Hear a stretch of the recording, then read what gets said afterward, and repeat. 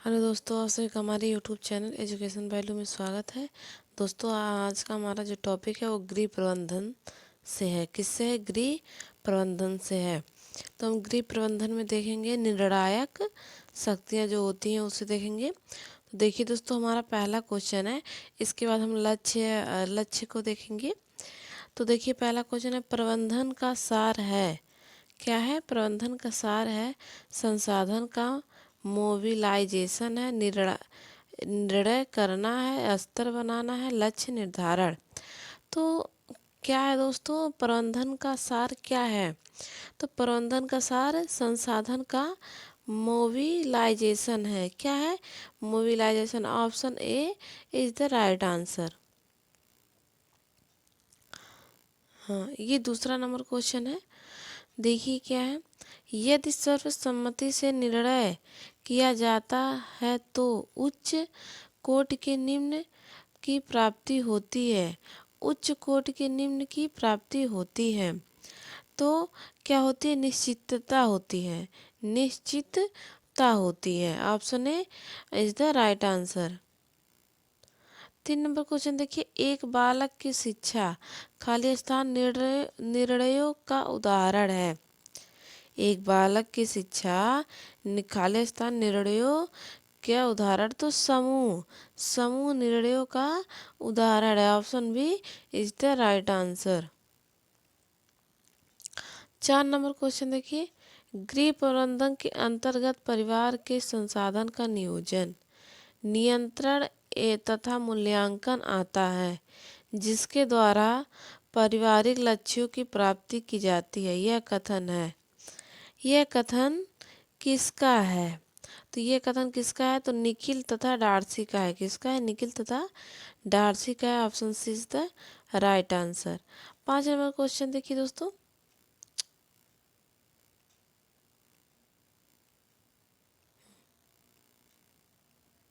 5 number question देखिए, प्रबंधन प्रक्रिया का वह सोपान जिसमें विशिष्ट संप्रयोजन, निर्णय श्रृंखला, अनुक्रम तथा प्रतिरूप का अनुकरण करती है। तो प्रतिरूप का अनुकरण करती है। तो क्या होगा? नियोजन। क्या होगा? नियोजन। 5वें का A. Option A is the right. Option is the 5 का option A is the right answer था। ये 5 का ए सही था। चलिए, 6 नंबर क्वेश्चन देखिए दोस्तों, पारिवारिक लक्ष्यों की प्राप्ति हेतु कार्य करने की दिशा का खाका बनाना कहलाता है। का खाका बनाना कहलाता है। तो क्या कहलाता है? वो योजना बनाना होता है। कहते हैं योजना योजना बनाना। Option is the right answer. 7 number question देखिए, गृह विज्ञान में ट्रेनिंग दी जाती है। गृह विज्ञान में किस चीज़ की ट्रेनिंग दी जाती है? तो देखिए, होम मेकिंग है, बच्चों और गृह की देख रेख है, गृह और व्यवसाय की देख रेख है, खाना पकाने व गृह सजाने। ठीक, तो किसकी हो जाती है? तो ये गृह और व्यवसाय की देख रेख। Option C is the right answer. 8 number question देखिए दोस्तों, 8 नंबर क्वेश्चन है, गृह विज्ञान है। गृह विज्ञान क्या है? तो ये केवल लड़कियों के लिए है, केवल लड़कों के लिए, न लड़कों के लिए न लड़कियों के लिए, लड़कों और लड़की दोनों के लिए। तो क्या है? ऑप्शन डी जगह, ये लड़कों के लिए भी है और ये लड़कियों के लिए भी है। Option D is the right answer. ये देखिए, हमारा 9 नंबर क्वेश्चन है, गृह विज्ञान का क्या महत्व है? गृह विज्ञान का क्या महत्व है? तो ये कोरा सैद्धांतिक है, केवल व्यवहारिक है, सैद्धांतिक तथा व्यवहारिक दोनों है, और कोई महत्व नहीं है। तो कौन सा सही होगा? कौन सा सही होगा? तो ये सैद्धांतिक तथा व्यवहारिक दोनों है। Option C is the right answer. 10 number question देखिए, 10 नंबर क्वेश्चन है दोस्तों, गृह विज्ञान का आर्थिक पहलू है।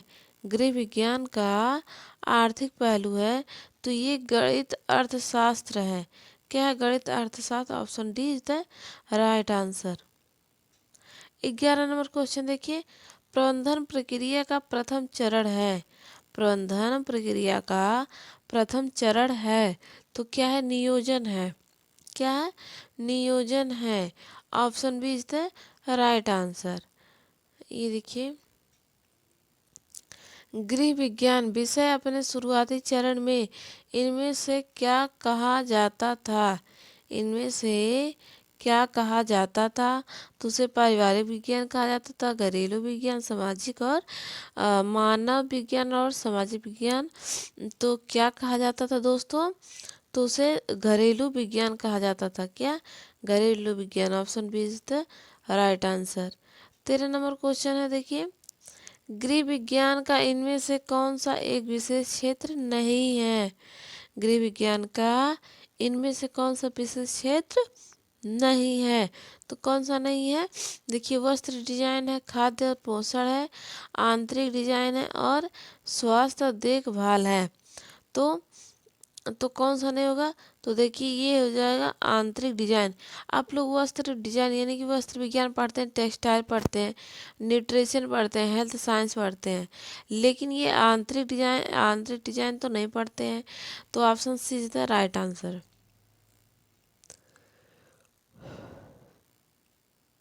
यहाँ देखिए, 1932 में कॉलेज स्तर पर गृह विज्ञान लागू करने वाली पहली संस्था कौन थी? तो पहली संस्था कौन थी? तो ये पहली संस्था जो थी, lady Irwin college Delhi. Lady Irwin college Delhi. Option is the right answer. ये देखिए, 15 नंबर क्वेश्चन है हमारा, गृह विज्ञान प्रसार कार्यकर्ता जीवन शैली को सुधारता है। गृह विज्ञान प्रसार कार्यकर्ता जीवन शैली को सुधारता है तो किसे सुधारता है? तो देखिए, महिलाओं को भी सुधारता है, बच्चों को भी सुधारता है, किसानों को भी सुधारता है, यानी कि उपरोक्त सभी को सुधारता है। Option D is the right answer. गृह कार्य संबंधी क्रियाओं की वैज्ञानिक विधि है। वैज्ञानिक विधि है तो ये क्या है? ये गृह विज्ञान है। क्या है? गृह विज्ञान है। Option D is the right answer. 17 number question देखिए दोस्तों, के तहत खालिस्तान है, के तहत गतिविधियों को सामूहिकृत करना, असिंगनिक करना और संसाधनों का सही उपयोग करना।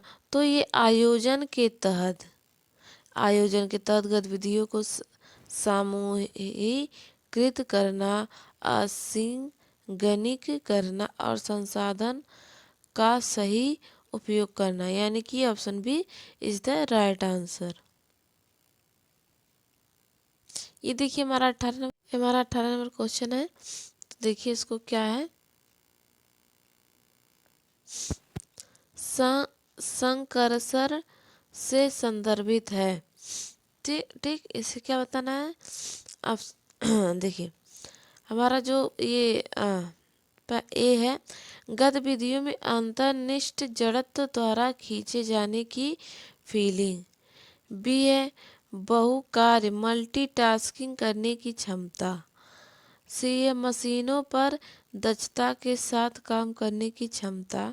और डी है, दिए गए कार्य को पूरा करने की अंतर प्रेरणा। तो इसमें से बताना है कौन कौन सही होगा।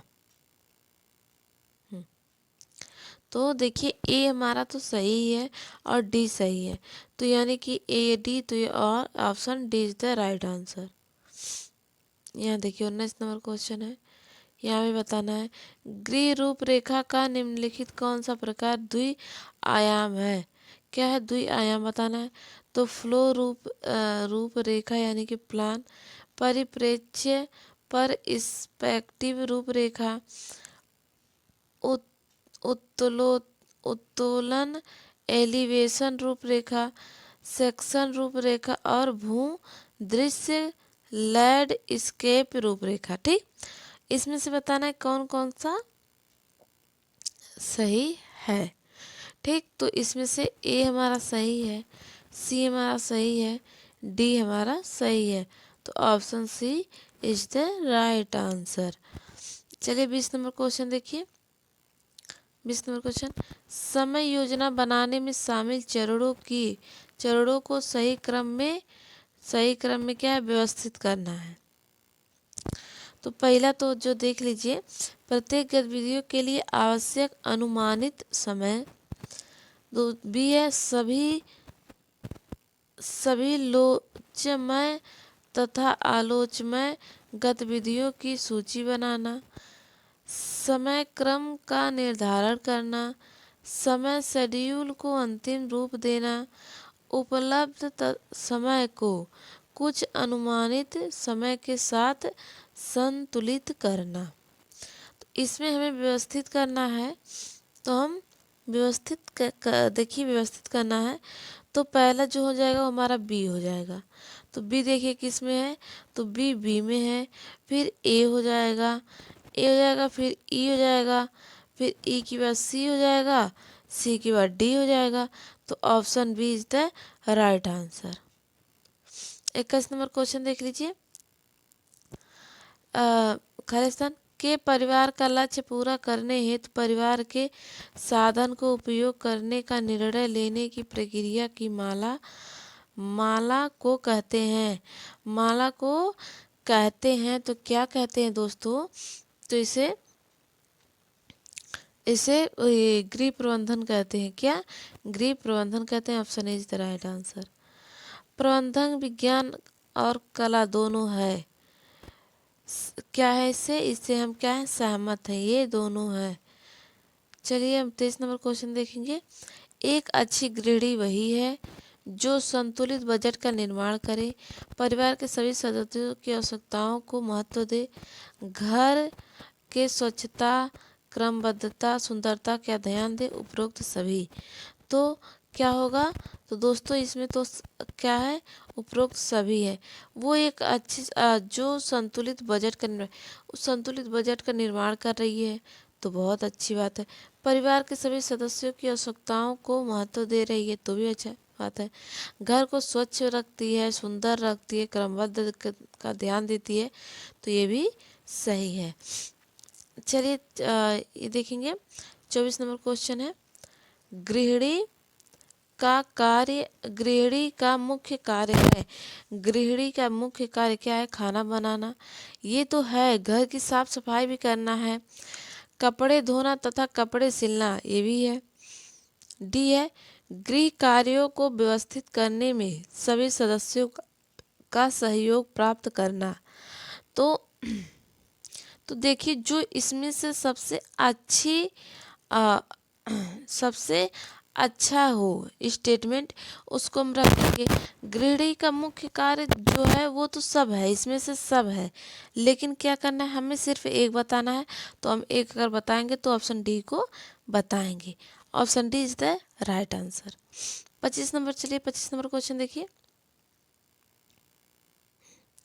निम्नलिखित में से कौन सा वह कानूनी शब्द है जो उस ऋण व्यवस्था का वर्णन करने के लिए प्रयुक्त होता है जिसमें ऋण की जमानत के रूप में चल निजी संपत्ति प्रयुक्त की जाती है। चल निजी संपत्ति प्रयुक्त की जाती है, तो किसमें की जाती है, तो चल संपत्ति बंधक में। किसमें, चल संपत्ति बंधक। सी इज द राइट आंसर। ये देखिए, ये है गृह प्रबंधन है, कार्य को पूर्ण करना, स्रोतों को इस प्रकार उपयोग करना कि लक्ष्य की प्राप्ति हो, घर का रख रखाव स्फूर्ति से करना।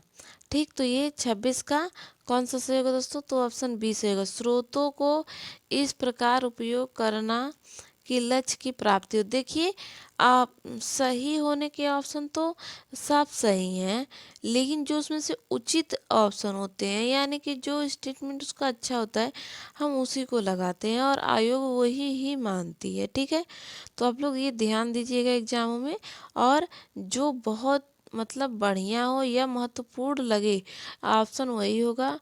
ठीक है, तो और आयोग भी उसी ऑप्शन को मानती है, तो तो ये option B is the right answer. 27 number question देखिए, प्रबंधन में प्रत्ययात्मक फ्रेमवर्क संबंधित है। प्रत्ययात्मक फ्रेमवर्क संबंधित है, तो ये किससे संबंधित है? तो देखिए किससे, ये निर्णय लेने से ये तो नहीं होगा। प्रत्ययों के विशेष मान्य समूह से, सामाजिक ज्ञान से, आगरूकता तथा योग्यता से। ठीक, तो कौन सा सही होगा? तो ये ऑप्शन बी सही होगा। ऑप्शन बी सही होगा। Option B is the right answer. 27 का option B is the right answer. 28 number question देखिए दोस्तों, प्रबंधन है। प्रबंधन क्या है? तो ये मानसिक प्रक्रिया है। क्या है? एक मानसिक प्रक्रिया है। ऑप्शन 29, निर्णय प्रक्रिया को प्रभावित करने वाला तत्व नहीं है। प्रभावित करने वाला तत्व नहीं है, तो ये योजना है। क्या है? योजना है। Option D is the right answer. ये इस सेशन का लास्ट क्वेश्चन है।